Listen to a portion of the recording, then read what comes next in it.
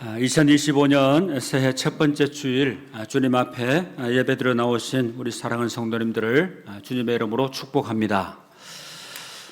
우리는 새해 2025년 새로운 다짐과 새로운 각오로 힘차게 출발을 했습니다. 올해 2025년을 안 믿는 사람들은 60갑자, 12간지 이렇게 대입을 시키면서 을사년이다 그렇게 얘기를 하고, 그리고 띠는 무슨 띠냐, 뱀띠다 이렇게 얘기를 하면서 뱀하면 어감이 별로 좀 안 좋은 것 같은데 그래도 좋게 풀이 해놨더라고요.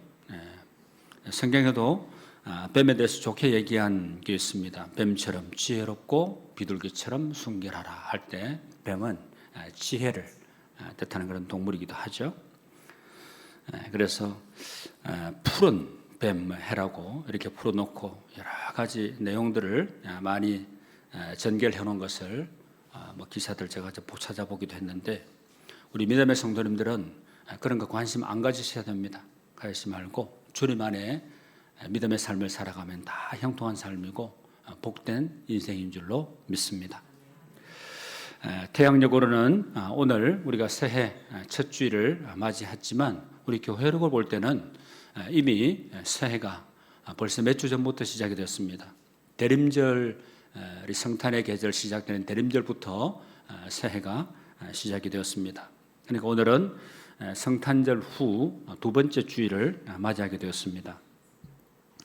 지난 주일에도 말씀드린 것처럼 이 성탄절은 12월 25일 이 하루만 지키는 게 아니라 1월 5일, 그러니까 1월 6일이 절기상으로 뭐라 그랬습니까? 주현절이라 그랬죠. 주현절. 주현절은 하나님이 세상에 자신을 드러내셨다 하는 그런 뜻입니다.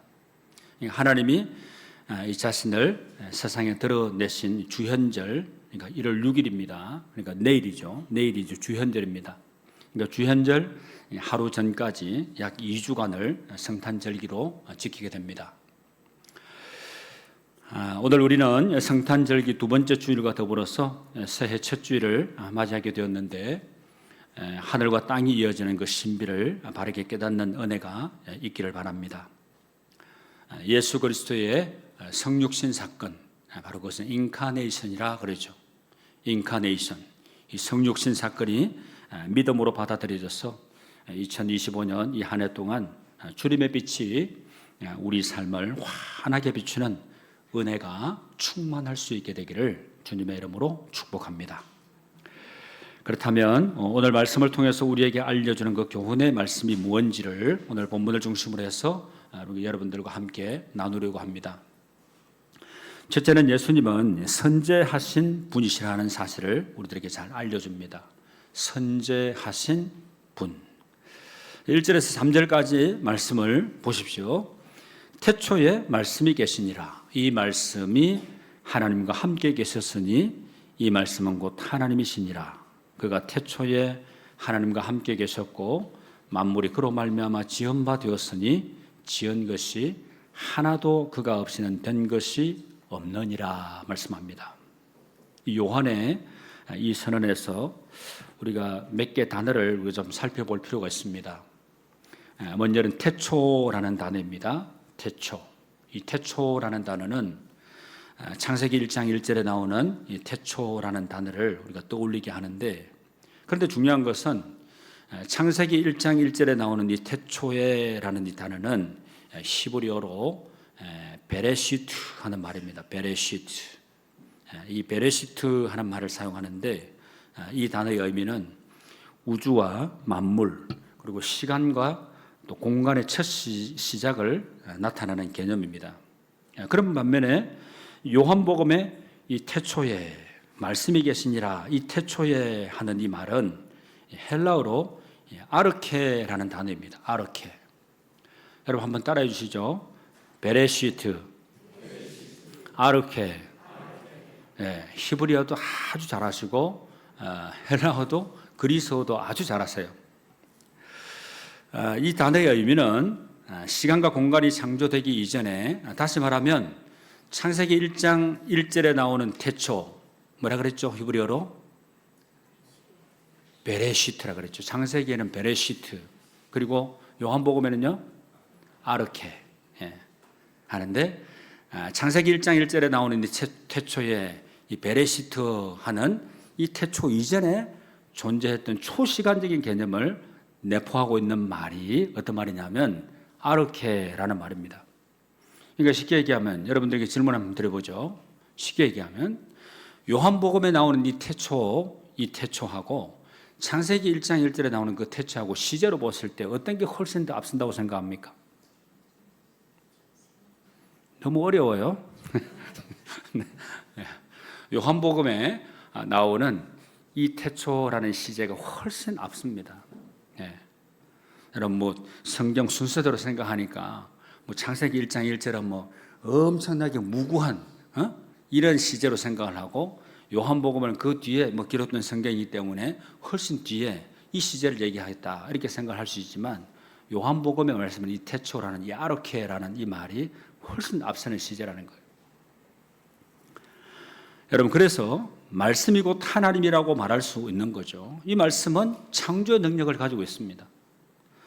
요한은 모든 만물이 그로 말미암아 지은 바 되었고 그가 없이는 된 것이 하나도 없다 이렇게 선언을 하면서 말씀이 창조의 근원이라 하는 점을 강조합니다.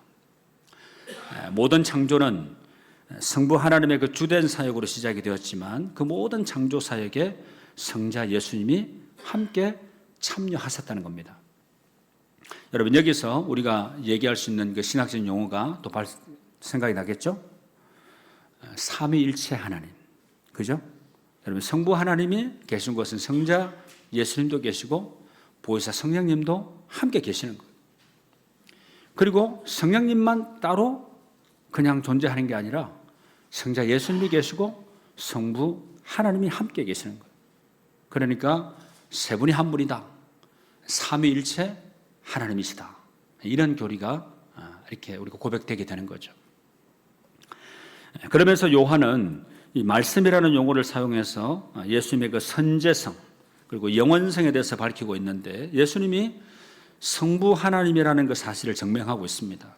여러분, 요한은 이렇게 원래 하나님이셨던 분이 인간의 몸을 입고 이 땅에 오신 예수님은 단순히 우리와 똑같은 육신을 입었을 뿐만 아니라 그 본성에 있어서 성부 하나님과 동일한 본질을 가지셨다 하는 것을 분명하게 증언하고 있습니다.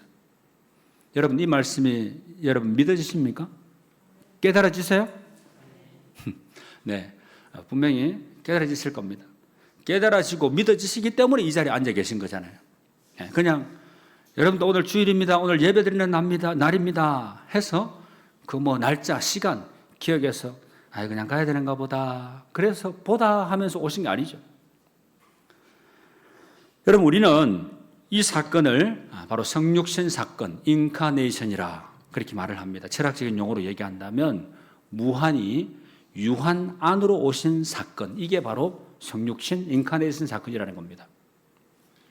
당시 헬라 사람들은 무한히 유한 안으로 들어온다는 것을 인식하지 못했습니다. 그래서 이 요한의 이 증언은 실로 놀라운 일이 아닐 수 없었던 거죠. 이 선언을 통해서 그동안 익숙했던 그 인식의 패러다임을 완전히 바꾸는 사건이 되었습니다. 이것을 잘 증명해 주는 용어가 있는데, 그것은 바로 역사를 구분할 때 여러분 BC 그리고 또 뭐가 있습니까? AD라는 용어가 있죠. 이 BC는 Before Christ, 그리고 AD는 에노 도미니 하는 말입니다. 아노 도미니, 그러니까 AD, 그러니까 주전 주후, 그러니까 기원전 기원후, 이걸 얘기하는 거죠. 그러면 기원전 기원후 나누는 그 중심, 그 기준점이 누구시겠어요? 예수님이시죠. 예수님 오시기 전, 예수님 오신 이후 얘기하는 겁니다. 이렇게 하늘과 땅을 잇는 사건, 그리고 역사의 패러다임을 바꾼 사건, 그리고 무한히 유한 안으로 들어온 위대한 사건을 역사적으로 표기를 하고 있는 겁니다. 이렇게 성탄은 하늘과 땅이 만난 신비로운 사건을 기억하는 절기입니다. 무한히 유한, 이 안으로 들어온 인식의 그 대패러다임을 가져온 사건을 기억하는 절기가 바로 이 성탄의 절기입니다. 역사의 대전환점을 가져온 사건, 그 사건이 바로 우리의 역사 안에서 실현이 되었다는 사실인 거죠. 이 신비로운 사건을 바로 이해하고 믿어질 때 우리는 더 풍성한 은혜를 누릴 수 있게 되는 것입니다. 예수님은 분명히 모든 것이 창조되기 이전부터 하나님과 함께 계셨던 성자 하나님이십니다. 여러분 믿으십니까? 예수님은 모든 것보다 먼저 계셨고 그 안에 영원이라는 시간이 담겨 있습니다. 예수님은 모든 자연과 인간 창조의 원형입니다. 그래서 오직 예수 그리스도를 믿을 때 깨어져 버렸던 창조의 원형을 회복할 수 있게 되는 겁니다. 창조의 원형을 회복할 때 하나님께서 주시는 그 놀라운 복과 은혜를 누리게 되는 것입니다. 그리고 두 번째 우리에게 주신 영적인 메시지는 예수님 안에는 생명과 빛이 있었다는 사실을 알게 하는 것입니다. 여러분 4절 5절 말씀 같이 한번 읽어보시죠. 그 안에 생명이 있었으니 이 생명은 사람들의 빛이라 빛이 어둠에 빛이 돼 어둠이 깨닫지 못하더라. 요한은 예수님이 말씀이시고 이 말씀이 하나님이시라는 그 사실을 증명을 한 후에 이 말씀 안에 생명과 빛이 있다고 이렇게 밝히고 있습니다. 요한은 생명과 빛을 통해서 예수 그리스도의 본질을 설명합니다. 그렇습니다, 여러분. 이 생명이 만물을 살게 했고 이 생명이 죄로 인해서 죽은 우리를 살게 하셨습니다. 할렐루야. 요한복음 11장 25절 26절 말씀 이렇게 말씀합니다. 같이 한번 읽어보시죠. 시작. 예수께서 이르시되 나는 부활이요 생명이니 나를 믿는 자는 죽어도 살겠고 무릇 살아서 나를 믿는 자는 영원히 죽지 아니하리니 이것을 내가 믿느냐. 그렇습니다. 이 생명은 죽거나 소멸되는 것이 없는 영원한 생명이라는 겁니다.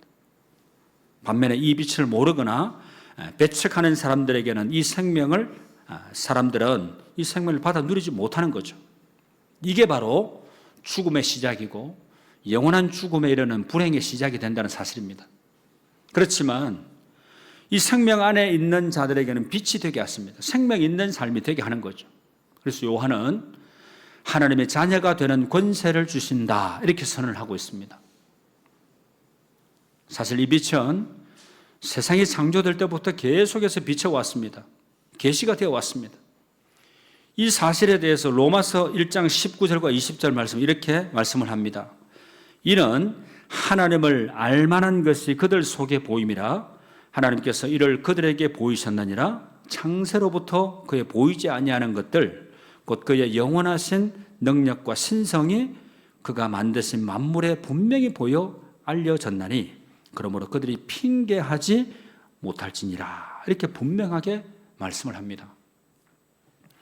이렇게 빛이 비추었지만 어둠은 그 빛을 깨닫지 못했습니다. 그래서 요한복음 1장 9절 11절 말씀 보시면 참빛 곧 세상에 와서 각 사람에게 비추는 빛이 있었나니 그가 세상에 계셨으며 세상은 그로 말미암아 지은 바 되었으되 세상이 그를 알지 못하였고 자기 땅에 오매 자기 백성이 영접하지 아니하였으나 이렇게 말씀을 합니다. 빛이 어둠에 왔음에도 불구하고 이것을 깨닫지 못한 이유는 모든 사람이 죄로 인해서 눈이 어두워졌기 때문이라는 겁니다.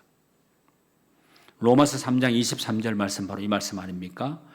모든 사람이 죄를 범하였음에 하나님의 영광에 이르지 못하더니 모든 사람이 죄를 범했기 때문에 영적인 눈이 어두워졌고 이 세상에 참빛으로 오신 예수 그리스도를 깨닫지 못했기 때문에 하나님의 영광에 이르지 못하게 되었다는 겁니다.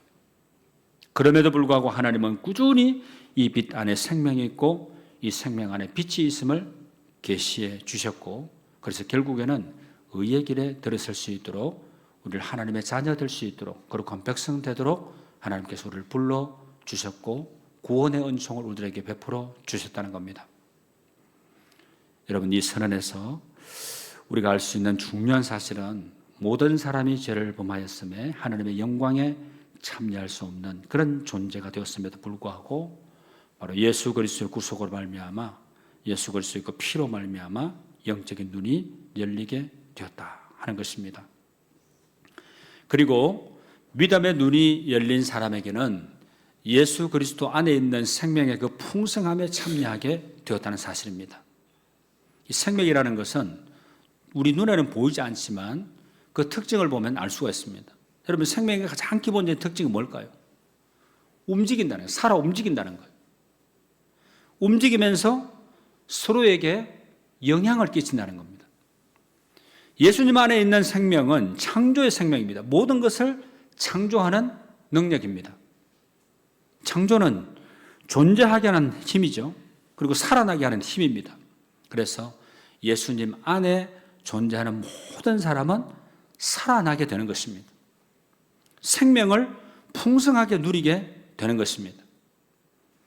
여러분, 예수님을 바로 믿는 사람에게는 이 하늘의 가치를 위해서 살아가고자 하는 그런 갈망하는 그런 마음이 있습니다. 그 가치를 위해서 온 생애를 헌신하고자 하는 그런 열정이 있다는 겁니다. 아무리 삶이 힘들고 어렵고 좌절뿐이라고 할지라도 결코 포기하지 않습니다. 절망하지 않습니다. 넘어지지 않습니다. 희망을 가지고 인내하며 전진하며 나아가는 인생이 되는 것입니다. 시편 37편 23절 24절 말씀 이렇게 말씀합니다. 여호와께서 사람의 걸음을 정하시고 그의 길을 기뻐하시나니 그는 넘어지나 아주 엎드러지지 아니함은 여호와께서 그의 손으로 붙드심이로다. 아멘.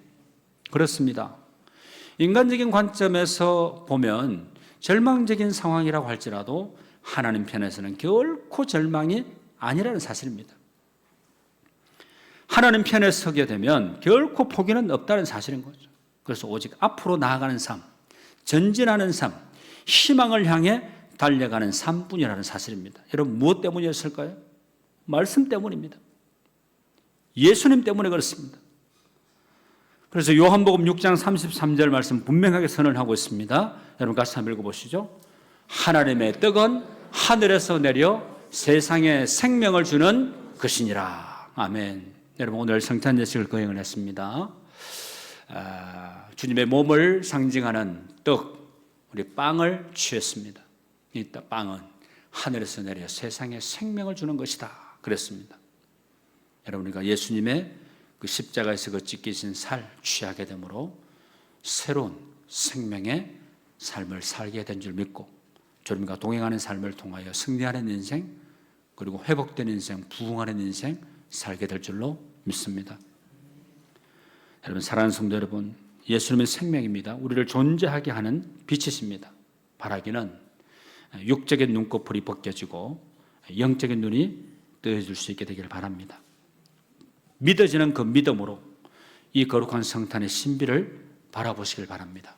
내가 무슨 온갖 지식을 다 가지고 와서 내가 이 말씀을 깨닫고자 하면 절대 깨달아지지 않을 겁니다. 제일 빠른 길이 있습니다. 뭐겠습니까? 성령님 깨닫는 은혜를 허락하여 주십시오. 하나님의 말씀을 깨닫고 하나님의 말씀을 믿음으로 받아들일 수 있는 은혜를 주십시오. 그러면 성령님께서 역사하셔서 우리를 도우시고 말씀 따라 살아가는 능력 있는 그리스도인의 삶이 바로 될 줄로 믿습니다. 말씀을 정리하고 맺겠습니다. 우리는 성탄절 후에 두 번째 주일, 그리고 2025년 새해 첫 번째 주일을 하나님 앞에 예배로 올려드리고 있습니다. 예수님께서 이 땅에 오신 사건은 하늘과 땅이 만난 위대한 사건입니다. 그래서 무한히 바로 유한 안으로 들어오는 놀라운 사건이라고 말씀을 드렸습니다. 역사의 패러다임이 완전히 바뀐 대사건이라고 말씀드렸습니다. 오늘 말씀은 그 놀라운 신비에 참여하는 삶이 될 것을 고면하고 있습니다. 사랑하는 성도 여러분, 2025년 한 해는 말씀과 동행하는 삶이 될 수 있기를 바랍니다. 그리고 올해 2025년 표처럼 여러분 같이 한번 크게 현수막 보시면서 읽어보실까요? 성령으로 말씀이 삶이 되는 교회. 다시 한번요. 성령으로 말씀이 삶이 되는 교회. 여러분, 주보 표지에는 성령의 능력으로 되어 있는데 여러분 뭐 이게 이 축약이 된 걸 생각하셔야 합니다. 좀 줄여서 성령으로 이렇게 써놨는데 올 한 해가 우리가 지금까지 얼마나 많은 말씀들을 접해왔습니까? 말씀이 우리의 삶 가운데 능력이 되는 그런 삶을 살아낼 수 있으면 좋겠습니다. 그래서 다른 어떤 것에 우리가 소망을 두지 않고 오직 말씀 대신, 생명의 말씀이 대신, 소망의 말씀이 대신 예수님과 함께 동행하는 삶을 살아가실 때 주님 앞에 큰 영광 올려드리고 우리의 삶이 복되고 아름답게 또 칭찬받고 인정받고 하나님의 영광을 나타내는 그런 복된 믿음의 삶이 될 수 있기를 우리 주님의 이름으로 축원합니다. 기도드리겠습니다. 우리에게 하늘과 땅이 만나고 무한히 유한 안으로 들어오는 신비로운 사건을 주신 주님, 이 신비를 온몸으로 느끼고 저희들이 체험하게 하여 주시옵소서. 성령님, 우리 모두에게 가득 임재하여 주셔서 우리의 모든 피부가 하나님의 임재를 느낄 수 있게 하여 주시옵소서. 그래야 영적인 눈이 떠지게 해주시고 그동안 보지 못했던 영적인 세계를 보게 하시고 믿어지는 역사가 있게 하여 주시옵소서. 그래야 온 세계를 통하여 주님을 증언하는 복된 성도의 삶이 되게 하여 주시옵소서. 예수님의 이름으로 기도하옵나이다. 아멘.